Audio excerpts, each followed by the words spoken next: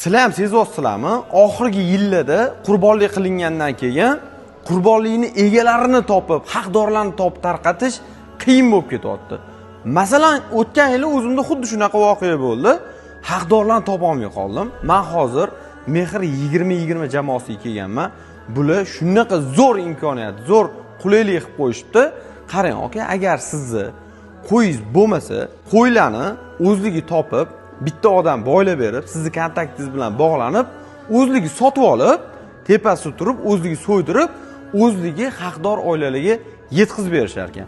700 dan oshiq haqdor oila bor. Bu degani har bittasini 4 tadan 5 tadan bolasi bo'lsa ham 2,5 mingdan oshiq bolachalar bor. Hattoki bir xil oilalarni 7 tagacha farzandi bor ekan. Boquvchisini yo'qotgan va haqdor oilalar. Ikkinchi variant qilib qo'yishibdi, agar sizda qurbonlik go'shi bo'lsa, olib kelib bersangiz, bularni o'zligini katta minus gradusda xaladniklari bor. Bilasizlar, yozgi kunida o'sha 2-3 kunda sirazi aynib qoladi. O'tgan yil shunaqa narsalar bo'lganki, odamlar mashinasida olib yuraverib, go'shtlarni aynitib qo'yishgan.